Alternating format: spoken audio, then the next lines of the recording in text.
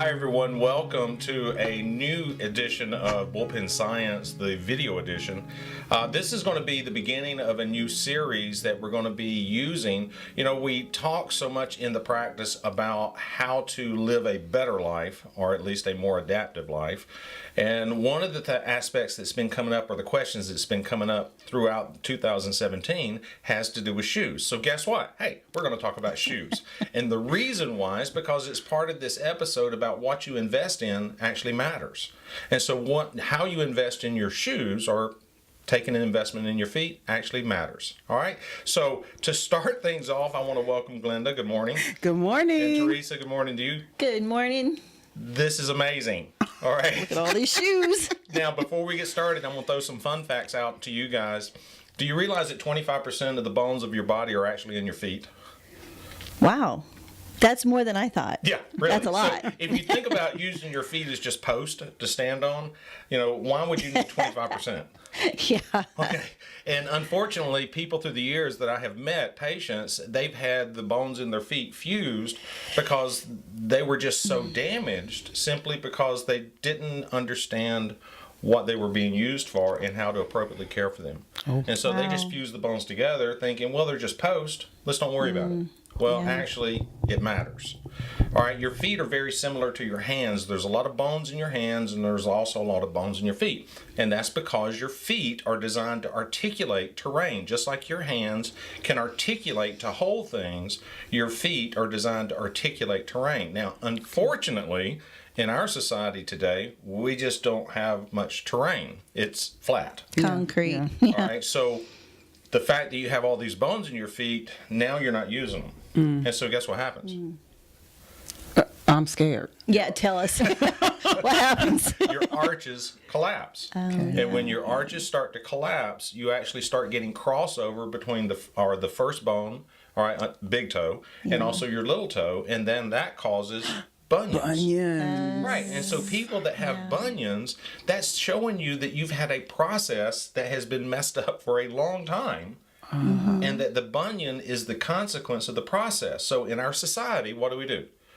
We go get the bunion cut off. Yeah. All right. Does that address the process? And the answer is Well, there's still concrete. exactly. And it doesn't address the process at all. Right. All right. So investing in your feet. As you can see, we have a ton of shoes. Oh, by the way, I got to share this with you.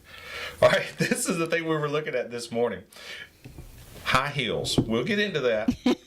As you elevate the heel height, if you get to 2.5 inches, you're actually going to increase the load onto your forefoot by 75%. No What does wonder that I mean? can't wear those anymore. All right, so what about 6-inch heels? Oh. It's amazing. No comment. It'd be like carrying a football player on your back. Oh, wow. So let's talk about shoes. Understand something. There's so many people come into this practice and they have shoes that do not fit. All right, and they buy these shoes for various reasons. I think the most common reason now is because they look good. Oh, yeah. All right. And so we have a lot of marketing being placed on shoes as far as looks. But shoes are not supporting your feet, and so you wind up having what I call short-term gain. You get cute shoes, and then you wind up with a long-term loss, which is bad feet. All right, and that can translate up into your knees, in your hips, low back, all the way up, believe it or not, all the way to your head. All right, because years ago, I'll explain this. Years ago, I had a patient who had horrible, horrible headaches. And we actually could help him with his headaches. We could reduce the headache severity. We could reduce the occurrence of the headache, but we couldn't get rid of the headache. And then one day, when he was walking in, I happened to be looking at him as he was walking, and I realized how bad his feet were. And I said, dude, we have to straighten out what's going on in your feet because it has an impact on your headache. And so we casted him for custom orthotics. We put the orthotics in his shoe, and immediately when we did that, headaches disappeared. Get never out came of here. back. Amazing. Get out of here. So believe it or not, your feet actually can affect your head. All right. Well, it's like the foundation of your house. Absolutely. Oh, It is that the makes foundation of the body. sense. That makes All right. sense. So let's talk about what a shoe actually is. The shoe is a platform.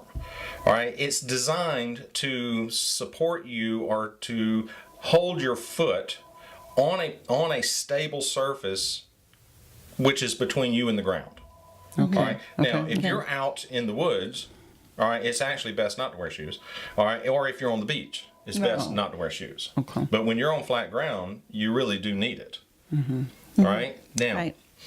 if you are wearing a shoe that does not fit, your foot will slide inside that shoe and you'll wind up causing damage to the shoe and your foot. When you say when you say a shoe that does not fit, I mean, the first thing that comes to mind is my mom buying shoes too big, so we could grow into them. But I mean, as adults, we buy shoes that can fit. I mean, you know your size.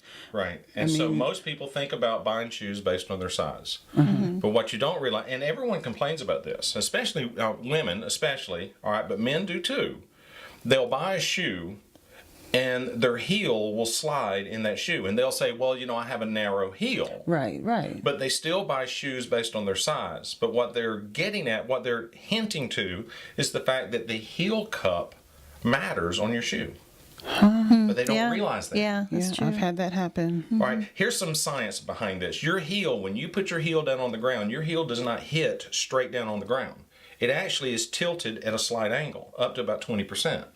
And so if you do not have a good heel cup that will stabilize that heel, it will just slide on out. And when it slides out past 20 degrees, you will go into pronation, which is going to flatten your arch, which is going to result in bunion formation. Okay. And so the heel cup is critical in the design of the shoe. So when you buy a shoe on the open market, all right, that is not specifically fitted to you, all right, let's go down to the store and let's just buy one off the shelf. What you're buying is an average heel size, Okay. which is generally larger than what most people need. Now, here's how you know if the heel cup is too big for your foot, especially in tennis shoes. If you look inside that tennis shoe and you have a wear pattern or a hole on the inside of that heel cup, that shoe does not fit. Okay. And we see that over and over and over again. It's amazing. Wow. All right. So it doesn't matter how expensive the shoe is, by the way. All right. Very expensive True. shoes can be just as ill-fitting as cheap shoes. All right. So understand your shoe is a platform. All right. And it needs to be stable so that your foot has something to work off of. If it is not stable, your foot will slide. If you walk around and look at people's feet and look at their shoes, you'll see the vast majority of people stand there and their foot actually has slid to the outside of that shoe. Yes. Well, for starters, that shoe didn't fit their foot. All right. And the second thing is that they probably have some kind of arch problem that needs to be dealt with. Okay. And they don't realize what kind of damage they're doing. So what I asked everyone to do is bring some shoes in. Believe it or not, we're going to look at these shoes and we're going to analyze what's going on. So let's start with something right over here. This is pretty interesting. This is a hiking boot, and the reason why I pick it up is because this has a lot of the good quality features you want to see. Now, that doesn't mean that everyone can wear a hiking boot, but what you want is a good, stiff, solid heel cup. You do not want to be able to collapse that heel cup. Okay. The next thing you want is you want some raised material on the inside and also the outside of the shoe so your foot actually fits down in the boot. Okay. Now, you can actually have that on a tennis shoe, and we have an example here. This tennis shoe, and everybody knows the brand, all right, this tennis shoe is what you would consider a medium stability shoe. There are different levels of stability in shoes. People don't realize that. No. Most people go to the store and they just buy a shoe. Yeah. Well, here's the secret. If you spend all day on your feet like we do, you need the highest stability shoe they make. And they have a shoe named that. It's either called high stability or high motion control. The name changes based on the market, but you want the most rigid, high stability, motion control shoe available.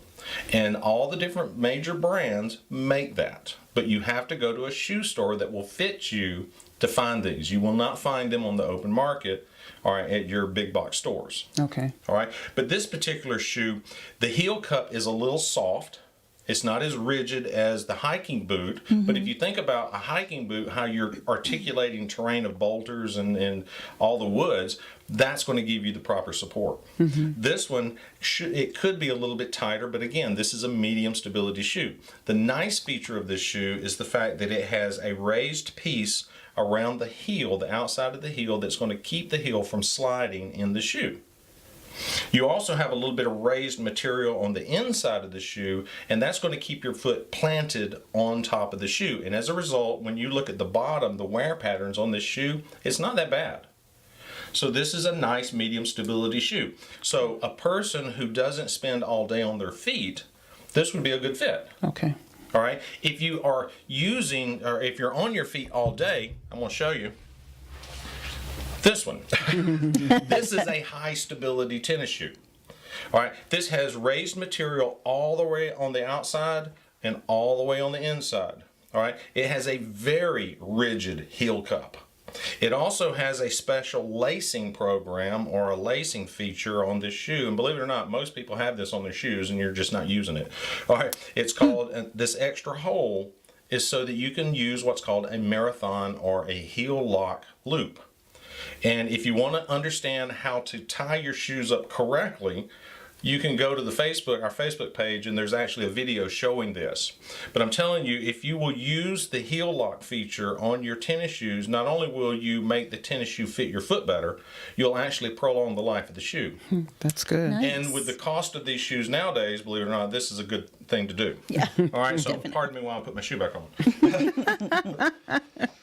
So we've looked at some good features. We know that the shoe is a platform. All right. We know that we have to have some kind of stability, and the stability is based on your activity level. Right. If you're on your feet all day, high stability shoe. Yeah. If you're Okay. not on your feet all day, you can get away with a medium stability. Okay. Have you guys ever heard me recommend a zero stability shoe? Nope. Never. Okay.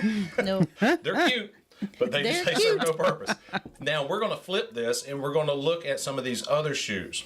Now, believe it or not, this Dansko shoe, all right, that somebody brought in, I actually used to wear this, and this is one of the only shoes that I could wear that I did not have to use my orthotics in. All right, this is a very stable shoe. It's got a good platform. The only downside to this particular shoe is the heel cup being as wide as it is. Now, for women, you guys have a nice feature. There are products that you can buy that you can put on the inside of your heel that actually can narrow that heel cup. Right. All right, but this is a good solid shoe on the sides. Your foot generally will stay on top of this shoe. I have rarely, if ever, seen a person wearing a Dansko shoe where their foot has slid to the side of the shoe. Okay. All right, good quality shoe. On the other hand, we'll take the flip side of that. Let's look at this puppy. This is not my shoe. What? But it matches. Look, it It does matches. match very well, thank you. This is way beyond 2.5 inches. Just All right. Why are you looking over here? What you looking at me for? don't know why. Now, I will give you this. This heel cup that's on this shoe is very stable, and it is narrow, which is going to fit your foot better. And it's interesting, when you see shoes with elevated heel posts, you're actually going to notice that most of those shoes have a very rigid heel cup. And the reason why is because that stops your foot from sliding, because if your foot slides in this shoe, It's over, baby. you're going down. Yes. And notice this one here. This is a nice shoe too. It's very cute, beautiful heel post. It is about 2.5 to 3 inches, so we're talking about increasing the forefoot pressure about 75%.